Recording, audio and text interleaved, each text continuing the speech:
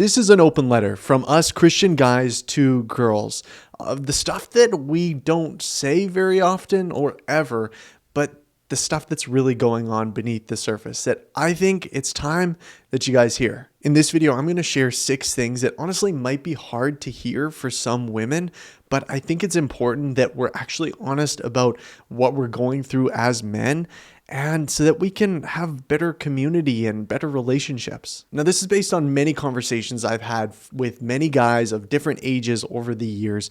You might disagree with one of these, and if you do, let me know in the comments down below. It'd be awesome if you're a guy watching this to send this to a woman in your life, that this could be a help to her to really understand what we're going through. Let's get in the first one. Modesty helps a lot. I know this is a very, very touchy subject, but I want to handle it with as much grace and compassion, but also just kind of like brutal truth at the end of the day from a guy's perspective. I came across this video on TikTok. I don't think he's a Christian guy, but he makes some interesting points for sure about this topic. Hey, quick thing here before we get into today's video. If you have ever struggled or are currently struggling with pornography, getting some sort of accountability is a no-brainer. And now with Covenant Eyes, it's made easier than ever before. It's an accountability software that will send a monthly report of your internet usage to someone in your life to help keep you accountable. Take this seriously. Click the link in my description and get 30 days free. It's been so helpful for so many people, so take this next step. Let's get into the video. Bathing suits are so weird because how is it weird to see someone in their bra and underwear, but not swimsuits, when swimsuits literally cover less? Like, if I walk into a room and someone's in their underwear, everyone's gonna panic, rightfully so. Like, bro, what are you doing here? She's changing. And I'm gonna be like, I'm sorry, I had no idea. I'll leave, I'll apologize, reevaluate my whole life, wonder if I'm gonna get in trouble for this, maybe jail time, I don't know. But at the pool, at the beach, same coverage, sometimes less coverage, definitely less fabric. Everyone's just casually eating chips and applying tanning lotion like it's suddenly normal.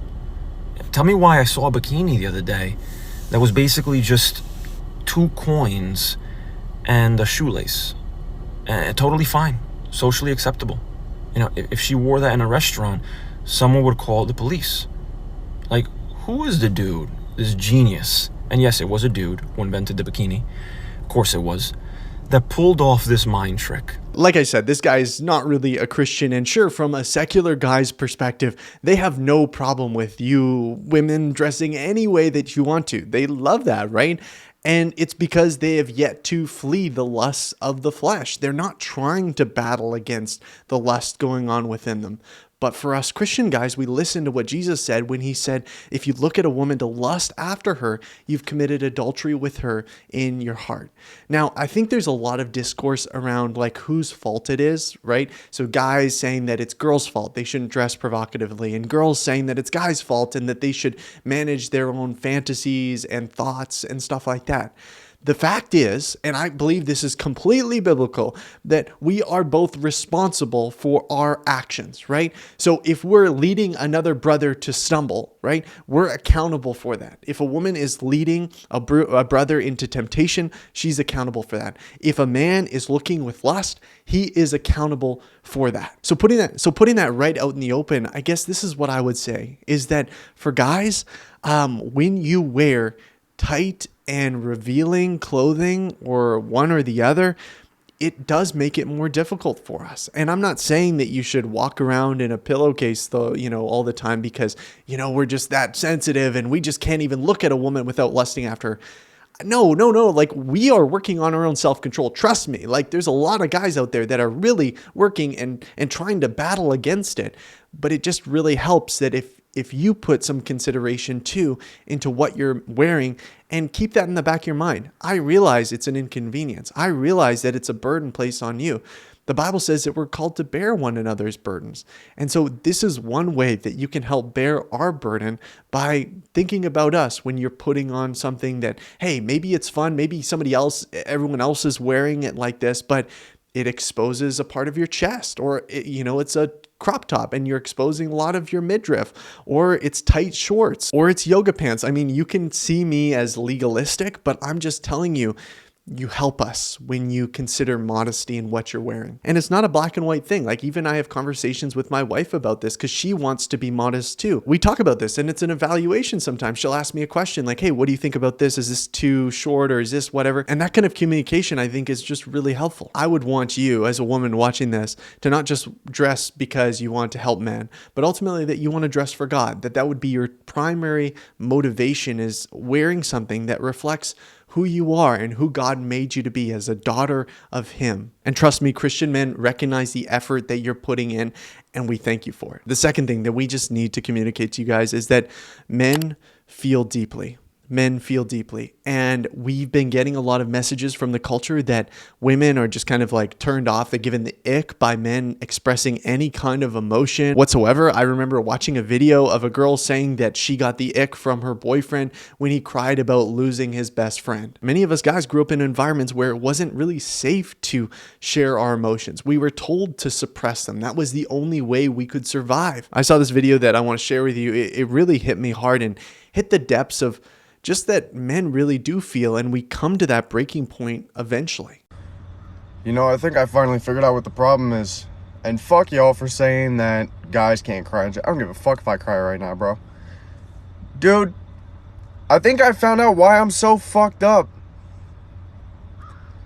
And why I get so attached to people so quickly. And I constantly feel like I'm being ignored. I had a parent leave when I was 6 years old. No explanation why. Didn't know. Just up and gone. And for years I lacked that attention. So I was constantly looking for it. In other people. In the people that I would date. And I would constantly crave their attention. But for what? I'm not going to get the attention I want. Honestly, this video kind of hurts to watch because it shows the depths of so much of the challenge that so many men go through growing up, and yet it's not kind of culturally acceptable to allow that to come out. Sure, there are, more progressive people that are like, yeah, men need to open up about their emotions and all that kind of stuff. But it almost goes too far where it's just like all emotional and it's just all about emotions. And us kind of Christian guys, we're like looking at that way, we don't want to become that guy. And yet there's this other side that's like, okay, I'm just going to suppress this and I'm just going to put my head down and try to figure it out myself. Ladies, I know this is hard to believe, but we actually feel things. We're scared to express our emotions because we don't want to look weak? Yes. We even know how to express our emotions? No. But y'all gotta understand where we come from a little bit. Like, literally in high school, I was told by a girl that she would never be able to look at me like a man because I cried in front of her. Stuff like that is a 9/11 event for guys. Like, you never forget. You never forget to shove your emotions so deep down into the crevices of your soul that they don't come out unless they explode. I guess I say this is because I want women to have a better kind of understanding that there's so much going on underneath that you don't know. And I guess the best thing that you could do for us, the most helpful thing, is to be that safe place, like to ask questions and to just be patient with us as we're trying to open up. We're trying our best to let you in, but honestly, we don't know how. A lot of guys don't know how to open up and how to communicate these things that they're experiencing. But by you showing us that love, that patient love, by you knowing that and communicating, hey, I know there's a lot going on beneath the surface. I know you're going through stuff. It's okay that you don't know how to communicate that to me right now. I'm with you. Like, just in your timing, you can share whatever you need to share. That is huge. The third thing that guys want girls to know is that we value, in large part, respect over love. We would much rather be respected than loved. Now, I recognize that it's kind of hard to separate these two things, but here's the deal. Here's how I would think about it. I would much rather my wife, be frustrated at me for a decision that I'm making for our family that I believe is best. Maybe she doesn't agree and she's frustrated at me, and maybe she doesn't like me a whole lot. And yet she respects me for being able to make the decision, for following my convictions, for following God's leading in what I believe God is leading. And so she can respect me. She might not like the direction that we're going at this moment, but she at least respects me. Rather than the opposite, where the girl just thinks, man, my husband is a pushover and he's kind of lazy and he doesn't have a lot going for him, but I really love him. I really love him. The reason that guys don't like that dynamic is because it's the dynamic between a mother and a child, a mother and a son. She looks at her son and she's like, oh, you know what? He's not much right now, but you know what? I just love him. I love to cuddle him. I love to hang out with him. And it's like, for us guys, in a relationship, we're like, we don't want that dynamic. We're glad that you love us. We want to be loved, absolutely. But above that, we want to be respected. We want you to think that we're successful, that we are skilled, that we are capable, that we are competent. So here's the connection. You're watching this. You're like, okay, guys like to be respected. But what if my husband or my boyfriend or whatever isn't living a life that is really worthy of respect? Here's the deal, is if you point out those things that he's trying in, right? Even if they're small, and you say, you know what? Way to go. Good job on this. And I respect you for that hustle, for that decision, even if it's small. He's going to pick up on that encouragement. If he's a guy that's really trying to grow, trying to lead like Jesus, he's going to take that encouragement and that respect that you're giving him, and he's going to try to double that and really live up to that respect that you're giving him. In my mind, it's very clear that my fear in marriage, if I were to have a fear, it's not that my wife would stop loving me, because I believe that she'll love me till the day I die, but it's that she would stop respecting me, that I would make enough consecutive poor decisions, actions, lack of discipline, that her respect for me would go down. And that's my worst nightmare. The fourth thing that we want you to know is that we want to pursue you right, and yet a lot of us weren't taught how to. Right? So guys might have good intentions, like, okay, we know that we want to treat you right and love you, but the examples that we've been given were so poor and so bad that we're trying to reverse those kind of tendencies and those rhythms that we've seen in past relationships. So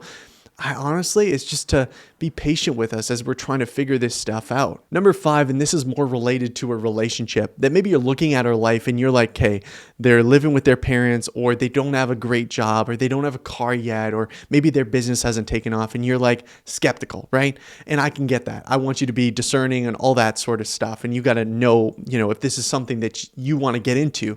But at the end of the day, I want you, if you can, to be patient with us, because we're trying to build something. We're trying to build something meaningful, and it's going to take some time.